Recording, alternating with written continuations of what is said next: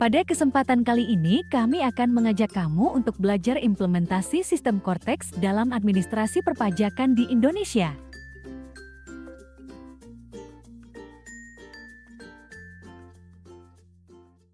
Pada video ini, kami akan menjelaskan mengenai yang pertama, sejarah dan pengertian dari Cortex, yang kedua, dasar hukum Cortex, yang ketiga, tujuan dari penerapan Cortex, yang keempat, aktivasi dan penggunaan Cortex oleh wajib pajak, yang kelima, ruang lingkup dan fitur dari Cortex, dan yang keenam itu adalah tutorial dan menggunakan Cortex untuk pendaftaran PWP, pendaftaran PKP, dan juga untuk melakukan pelaporan PPh pasal 21 atau PPh pasal 26.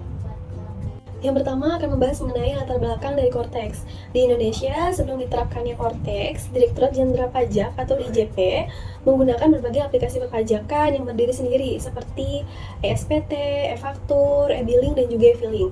Kemudian Cortex dikembangkan sebagai jawaban atas kebutuhan informasi administrasi perpajakan yang lebih fundamental. Sistem ini dirancang sebagai platform inti atau core system yang mengintegrasikan seluruh proses bisnis perpajakan, mulai dari pendaftaran wajib pajak, pelaporan, pembayaran, pengawasan, pemeriksaan, hingga penagihan dalam satu bisnis data terpusat. Selanjutnya, saya akan membahas tentang pengertian dan konsep Cortex. Di sini, Cortex merupakan fondasi administrasi pajak suatu negara yang mengotomatisasi proses perpajakan dari pendaftaran hingga perhitungan, pelaporan, dan pemeriksaan. Cortex diciptakan untuk mengikuti perkembangan teknologi dan mendukung kinerja serta konektivitas layanan bagi wajib pajak. Nah, implementasi Cortex di Indonesia itu bukanlah tugas yang mudah. Dibutuhkan perencanaan yang matang, koordinasi yang baik antara berbagai pihak terkait, serta kesabaran dalam menghadapi berbagai tantangan yang muncul. Nah, selanjutnya adalah dasar hukum Cortex. Di sini ada nomor 1, penerapan Cortex memiliki dasar hukum yang kuat, antara lain Undang-Undang Nomor 6 Tahun 1983 tentang Ketentuan Umum dan Tata Cara Perpajakan sebagaimana telah diubah terakhir dengan Undang-Undang Nomor 7 Tahun 2021, serta berbagai peraturan Menteri Keuangan dan peraturan Direktur Jenderal Pajak. Maksud dan tujuan Cortex. Maksud utama pengembangan Cortex adalah mengintegrasikan seluruh proses bisnis perpajakan dalam satu sistem terpusat yang mencakup pendaftaran wajib pajak, pelaporan, pembayaran, pengawasan, pemeriksaan, hingga penagihan.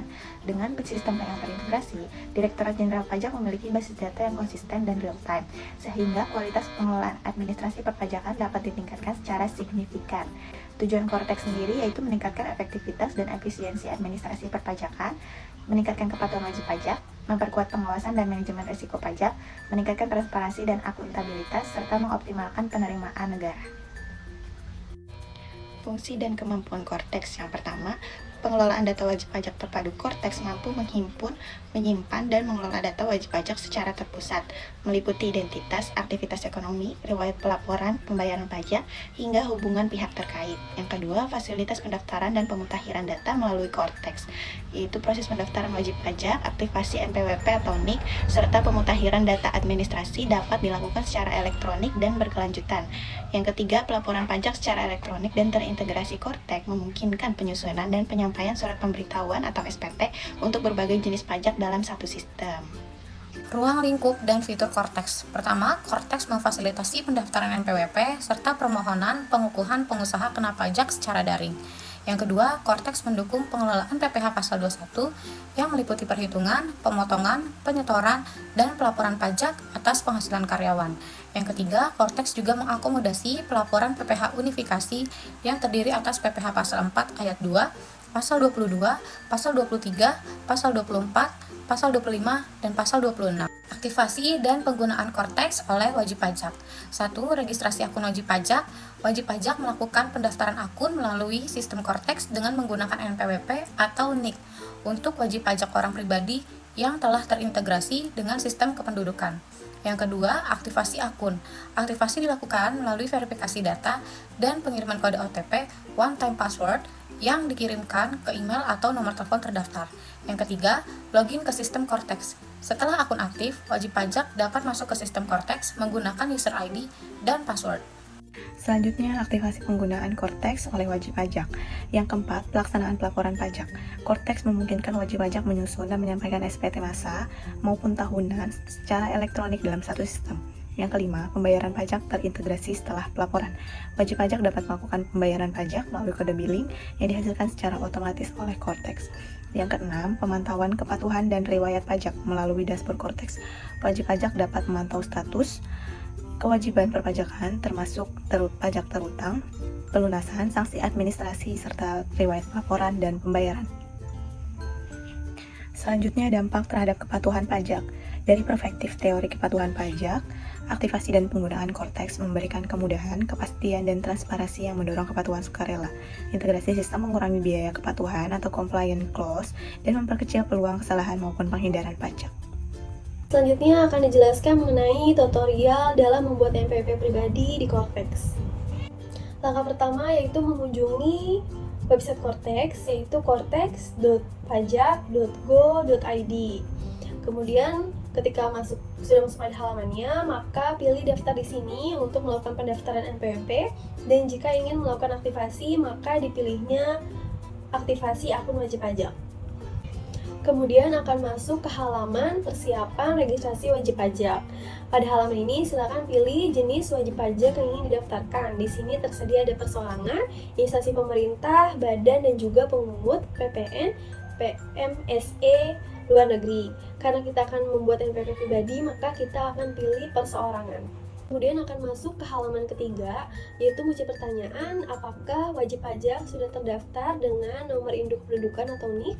Maka yang dipilih itu adalah ya, wajib pajak memiliki nomor induk kependudukan atau NIK. Kemudian akan masuk ke halaman keempat, yaitu silakan pilih jenis pajak yang sesuai untuk nomor induk kependudukan atau NIK. Nah, maka yang dipilih itu adalah pendaftaran dengan aktivasi NIK atau aktivasi nomor induk kependudukan. Pada halaman kelima, yaitu melengkapi seluruh isian lengkap atau mengisi data-data atau informasi yang dibutuhkan mulai dari tahap ke-1 sampai dengan tahap ke-7, di mana tahap ke-1 itu adalah mengisi identitas wajib pajak, tahap kedua mengisi data kontak, tahap ketiga mengisi orang terkait, keempat mengisi data ekonomi, yang kelima mengisi alamat, yang keenam melakukan verifikasi identitas, dan ketujuh itu adalah mengisi pernyataan atau menceklis pertanyaan wajib pajak. Langkah pertama, masukkan data identifikasi wajib pajak, isi email dan nomor HP yang aktif untuk kode OTP. Hingga langkah ke-6, verifikasi identitas. Upload foto untuk dicocokkan dengan data Dukcapil. Langkah ke-7, konfirmasi pernyataan wajib pajak. Sebagai langkah terakhir, klik checkbox atau kotak centang yang bertuliskan dengan menyadari sepenuhnya segala akibat termasuk sanksi sesuai ketentuan peraturan perundang-undangan yang berlaku. Saya menyatakan bahwa apa yang saya sampaikan di atas adalah benar dan lengkap, dan saya setuju untuk menggunakan akun wajib pajak saya sebagai sarana menerima keputusan dan dokumen perpajakan. Lalu tekan tombol submit application atau kirim pengajuan, dan proses pendaftaran selesai. Jika proses pendaftaran berhasil, maka akan muncul keterangan sebagai berikut. Thank you for submitting your request. Klik check your email. Lalu bisa klik go to login, periksa email yang didaftarkan, sistem Cortex akan mengirimkan nomor NPWP dan cetakan berbentuk PDF. Tutorial pendaftaran PKP Badan. Yang pertama, masuk ke Cortex, kemudian pilih menu portal saya, lalu pilih pengukuhan PKP. Nah, cara yang kedua yaitu pada halaman pengukuhan PKP, di scroll ke bawah lalu pilih status kepemilikan usaha pada kolom detail, isi data dengan sesuai dan unggah dokumen pendukung lewat tombol plus di baris unggah file. Yang ketiga, setelah semua data sudah benar dan sesuai, maka wajib pajak dapat menceklis dua kotak pernyataan pada kolom pernyataan wajib pajak dan klik simpan. Setelah itu cara yang keempat, setelah muncul notifikasi berhasil, wajib pajak akan menerima BPE. Status pendaftaran bisa dicek di menu portal saya dan klik sub menu kasus saya. Untuk proses memakan waktu 7-11 hari.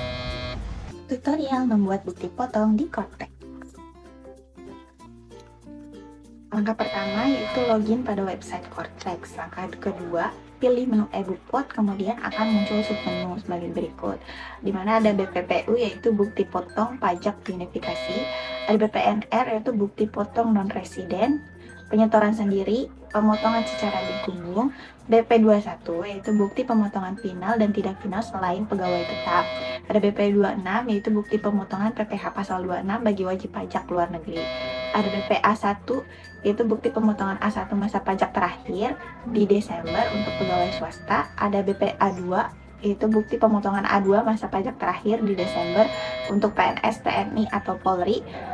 Ada bukti pemotongan bulanan pegawai tetap dengan PER, unggah dokumen yang dipersamakan dengan bukti pemotongan atau pemungutan. Selanjutnya, yang ketiga, misalnya untuk bukti potong PPh 21 bulanan karyawan, kita klik submenu bukti pemotongan bulanan pegawai tetap, lalu kita klik tombol create eBupot MP untuk membuat bukti pemotongan setiap karyawan secara manual, lalu lengkapi semua informasi yang diperlukan untuk pembuatan bukti potong, kemudian klik tombol submit. Nah, setelah klik tombol submit, bukti potong yang sudah dibuat akan muncul di daftar belum terbit.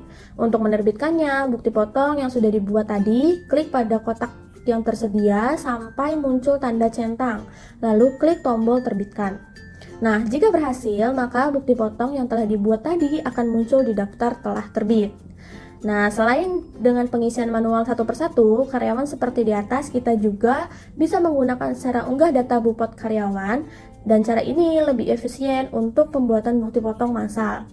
Caranya, klik tombol import data, lalu unduh dulu template dengan mengklik download template, dan atau jika sudah punya data Bupot format XML, bisa langsung diunggah dengan klik browse lalu pilih file di komputer yang akan diunggah.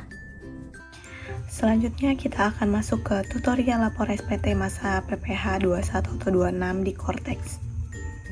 Yang pertama, PIC login ke aplikasi Citas, pilih menu surat pemberitahuan atau SPT dan akan muncul submenu surat pemberitahuan atau SPT, pencatatan, dashboard kompensasi, pengungkapan ketidakbenaran SPT. Lanjutkan dengan klik surat pemberitahuan atau SPT. Selanjutnya, buat SPT masa, klik tombol buat konsep SPT. Selanjutnya, pilih model SPT yang akan dibuat, apakah normal atau pembetulan. Setelah itu klik tombol buat konsep SPT untuk menyimpan. Setelah konsep SPT masa PPh 21 atau 26 setelah dibuat, kita bisa melihat SPT dan mengeditnya. Caranya yaitu klik tombol gambar pensil. Lalu pada kolom PPh pasal 21 akan terisi otomatis berdasarkan bukti pemotongan pajak yang sudah dibuat atau diimpor ke Cortex.